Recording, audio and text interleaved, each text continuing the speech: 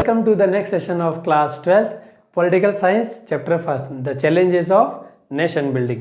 मैं रंजन कुड़िया स्वागत करता हूँ आपका आर्ट्स एकेडमी यूट्यूब चैनल पर। तो हमारा आज का जो टॉपिक है वो क्या है, how did separate Andhra Pradesh came into be. बोला कि एक स्वतंत्र आंध्र प्रदेश अलग होकर के कैसे अस्तित्व में आया। इसकी भूमिका हमारे पिछले वाले वीडियो में हो चुकी है ना। हमने क्या बताया था, reorganisation of states on the basis of the language और लिंग्विस्टिक लाइंस। बोला कि भाषा के आधार पर राज्यों का जो पुनर्गठन की जो मांग उठी थी, उसी का जो हमने बताया कि उस फैसले के खिलाफ में क्या मूवमेंट हुए, सब कुछ हुआ और उसका क्या इफेक्ट हुआ। उसका इफेक्ट हुआ विशाल आंध्रा मूवमेंट लॉन्च हुआ दक्षिण भारत में तेलुगु स्पीकिंग लोगों के लिए। तो ये जो टॉपिक, ये जो वीडियो है वो हमारे पिछले वीडियो का समझ लो पार्ट 2 समझ लो उसको, मतलब it is an extension of the previous video.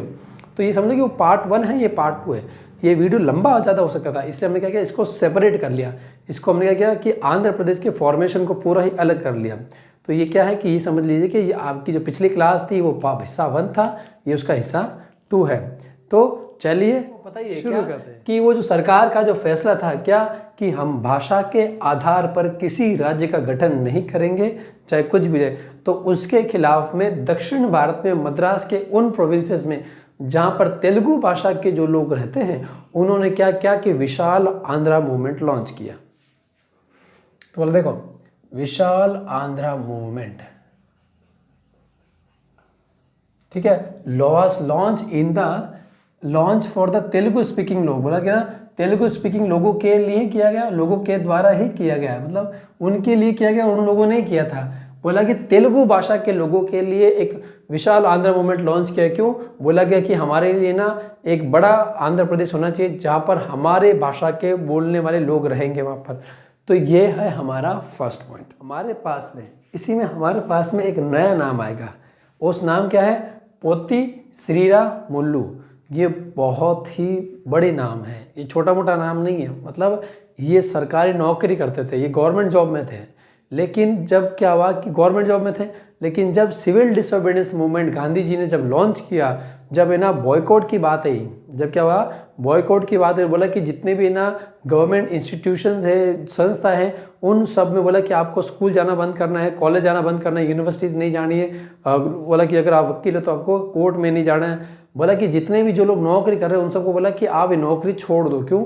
Because these are the institutions of the symbols of the institutions of the British empire. बोला ब्रिटिश एम्पायर के ये संस्था के सिंबल्स है, तो बोला ऐसे में उनको त्यागो, तभी जाकर के आप अपने देश के लिए कुछ कर पाएंगे।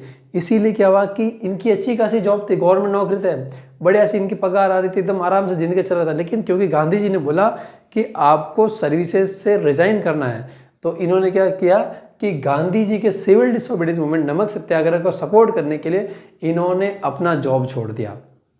ठीक है, इसके अलावा ये देखोगे कि इन्होंने दक्षिण भारत में इसी मूवमेंट को, कौन सा, नमक सत्याग्रह को फैलाया, किया भी उनके लिए। गांधीयन प्रिंसिपल के बहुत बड़े फॉलोअर्स है।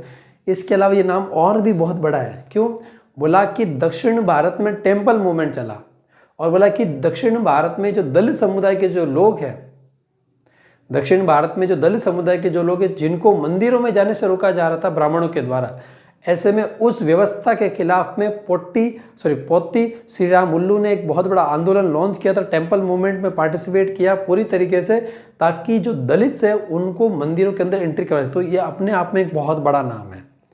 ठीक है ना, एक काम करेंगे, इसका छोटा सा शॉर्ट्स बना लेंगे अपन, एकदम फटाफट एकदम शॉर्ट बना लेंगे, क्विक वाला, जिसमें हम इनके कंट्रीब्यूशन के बारे में, इनके बारे में लिख लेंगे। क्यों?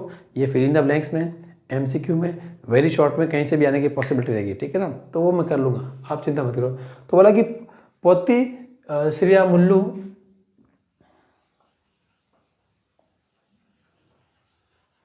Went on indefinite strike. बताओ, ये है खतरनाक, यहां से हालात बिगड़ जाएंगे। बोला कि जो पोती श्रीरामुल्लू है वो अनिश्चित काल की भूख हड़ताल पर चले जाएंगे।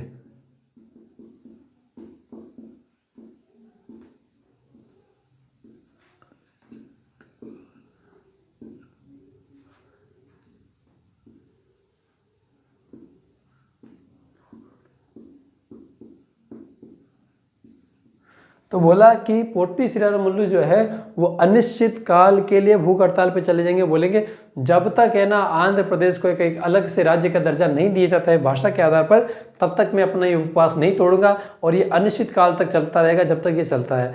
तो ऐसे में यहाँ पर हालात हो जाएंगे खराब, बिगड़ जाएंगे, क्योंकि पोट्टी श्रीरामुलु दक्षिण भारत में बहुत बहुत बहुत बहुत बड़ा नाम है। ऐसे में क्या होता है ना कि अगर इन्होंने कुछ प्रण लिया है तो इसका इम्पैक्ट आपको देखने को मिलेगा। होगा क्या कि ऑन हिज डेथ क्या होगा, पोट्टी श्रीरामुलु की वो भूख हड़ताल की वजह से क्या होगी, उनकी डेथ हो जाएगी। कब होगी, 56वें दिन।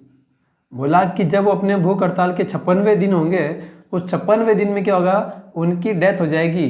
एंड वायलेंस इरप्टेड मतलब हिंसा, चारों तरफ में हिंसा हो जाएगी। इरप्टेड मतलब स्टार एकदम होने लग जाएगी। तो बोला कि ना चारों तरफ क्या होने लग जाएगी, हिंसा होने लग जाएगी। कहाँ पर, आंध्रा रीजन में।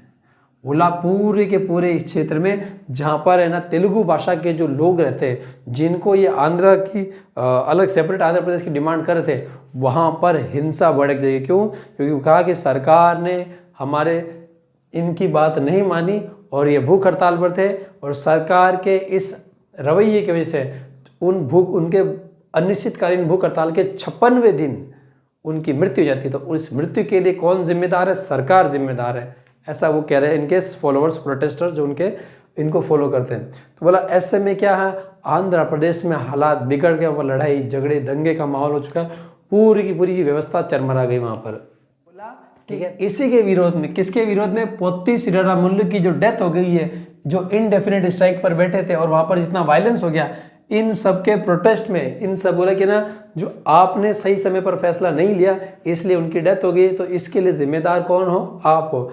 तो इसके अगेंस्ट में क्या हुआ कि जितने भी सेवरल मतलब अनेक, सेवरल लेजिस्लेटर्स, ठीक है ना, लेचर की स्पेलिंग अलग होती है, तो सेवरल लेजिस्लेटर्स रिजाइंड इन प्रोटेस्ट। बोला कि जितने भी ना उस क्षेत्र के वहाँ से जो चुने हुए जनप्रतिनिधि थे जो वहाँ की असेंबली में जाते थे, बैठते थे, मतलब जिनका सिलेक्शन हो रखा था, जो वहाँ पर जनता के द्वारा चुने हुए लोग थे, उन सब ने क्या किया, इसके विरोध में क्या किया, रिजाइन किया। सब ने रिजाइन दे दिया, बोला रेजिग्नेशन, हमें इस व्यवस्था का पार्ट ही नहीं रहना है, जहाँ पर है ना बोला कि हम जनता के प्रतिनिधि है और जनता के प्रतिनिधि की बात नहीं सुनना, जनता की बात नहीं सुनना। ऐसे में ये हमारी मॉरल ऑब्लिगेशन बनता है, मॉरल रिस्पॉन्सिबिलिटी बनता है। अगर हम उनकी ज़रूरत पूरी नहीं कर सकते तो हमें इस पद पर रहने का कोई वो है नहीं, ठीक है। ऐसे में हम भी क्या करते हैं, इस पद का अभी से त्याग करते हैं। जितने भी जो आप वहाँ के जो असेंबली के इलेक्टेड जो लोग थे, उन सभी ने रिजाइन किया और प्रोटेस्ट में पार्टिसिपेट किया। बोला कि जब तक हमें वो सेपरेट आंध्र प्रदेश नहीं मिल जाता है, तब तक हमारा संघर्ष चलता रहेगा। और अंततः क्या हुआ, प्रधानमंत्री को finally prime minister announce the formation of separate Andhra Pradesh. बोला कि ना अंततः भारत के प्रधानमंत्री जवाहरलाल नेहरू जी को ये फैसला लेना पड़ गया, क्या कि अब से हम क्या कर रहे हैं कि एक अलग आंध्र प्रदेश का निर्माण कर रहे हैं। मतलब है ना उसको मद्रास से अलग करके एक नया स्टेट में कन्वर्ट कर दिया, separate Andhra Pradesh in December 1952। तो क्या हुआ कि प्रधानमंत्री जवाहरलाल नेहरू जी ने क्या किया कि बोला कि ये वायलेंस बहुत ज़्यादा बढ़ जाएगा, ऐसे में इस वायलेंस को रोकना जरूरी है और ये हालात अब हमारे हाथ से निकल चुके हैं। तो बोला ऐसे में यहाँ पर सिचुएशन और ख़राब हो जाए, अभी तो फिर भी ठीक है, यहाँ पर दंगे नहीं भड़के हैं। अगर दंगे भड़क गए तो ये दंगे सिर्फ आंध्र तक नहीं रुकेंगे, इसकी आग आगे भी पहुँच जाएगी। तो बोला ऐसे में पूरे सब जगह पर ये हालात बिगड़ जाएंगे। तो बोला सबसे बेहतर क्या है कि इनको अलग ही कर दिया जाए। भाई रहेंगे तो भारत का हिस्सा ना, बस यही इतना है कि वो अलग राज्य बन जाएंगे। तो बोला कि इनको फ्री करो, दे दबा के फ्री करो।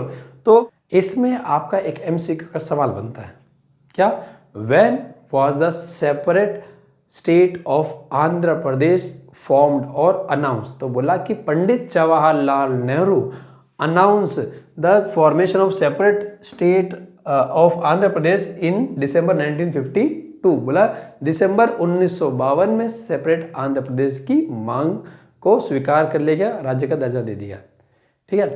तो ये है हमारी आज की क्लास, मतलब अभी का जो हमने टॉपिक अभी जो लिया ये हो गया पूरा।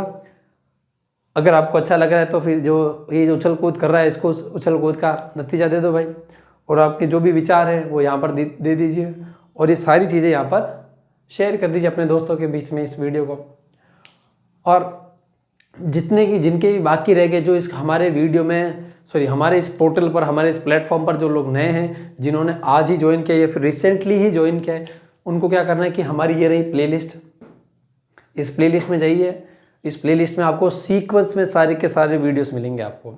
तो सारे वीडियोस आप सीक्वेंस में देख लीजिए, छोड़िए उसको, आप आ जाए, चलो अच्छा आपने देख लिया आज, बढ़िया बात है, आप जाइए वापस से उसको पूरी 1 से लेकर के अभी तक की सारी क्लासें को कंटिन्यूटी में देख लिए। ऐसे में आपको पूरा का पूरा चैप्टर समझ में आ जाएगा, ठीक है। इसके अलावा आपके पॉलिटिकल साइंस है, इनमें आप में से बहुत सारे स्टूडेंट ऐसे होंगे जिनके हिस्ट्री भी होगी, क्योंकि ना जनरली हिस्ट्री और पॉलिटिकल साइंस दोनों सब्जेक्ट लेते हैं स्टूडेंट्स। क्यों?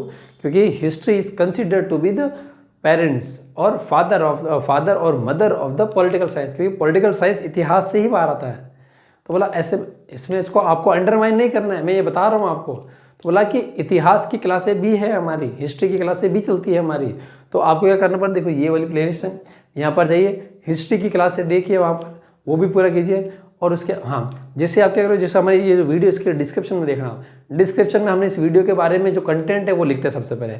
उसके नीचे ना हैशटैग्स है कि इसके अंदर क्या क्या टॉपिक्स कवर है। उसके जस्ट नीचे देखोगे कि वहाँ पर है ना 3 प्लेलिस्ट का मेंशन किया हुआ है। पहली प्लेलिस्ट क्या है, the challenges of nation building. दूसरी प्लेलिस्ट क्या है, हड़प्पन सिविलाइजेशन, हिस्ट्री वाला कवर हो रखा दोनों का पहला चैप्टर। तीसरी क्या है, 10th क्लास का the rise of nationalism in Europe. तो बोला देखो, आप 12वीं में आपके कोई फ्रेंड सर्कल में 10th में होगा, या आपका छोटा भाई होगा, आपके गली मोहल्ले में होगा, तो उन तक भी ये वीडियो पहुंच चाहिए, ताकि वो भी क्या है ना अपनी सोशल साइंस की, सोशल स्टडीज़ की SST के सिलेबस को पढ़ सके। वो आप चिंता मत कीजिए कि वो हिंदी या इंग्लिश मीडियम की क्लास लगती है, लेकिन समझाते तो हम हिंदी में ही है ना, तो उनके भी क्या होगा कि कॉन्सेप्ट क्लियर हो जाएंगे। तो हम चाहते हैं कि ये सारी चीज़ें सभी तक पहुँचे, ठीक है ना। बस आप अपना इसी प्रकार से हम पर विश्वास बनाए रखिए। हम आपको विश्वास दिलाते हैं कि आपका समय पर सिलेबस पूरा होगा, आपकी सारी क्लासेस चलेंगी। जितने भी 1-1 नंबर के छोटे सवाल हैं हम उनको यूट्यूब शॉर्ट्स में लेकर जाएंगे, और यूट्यूब शॉर्ट्स में आपके 35 मिनट से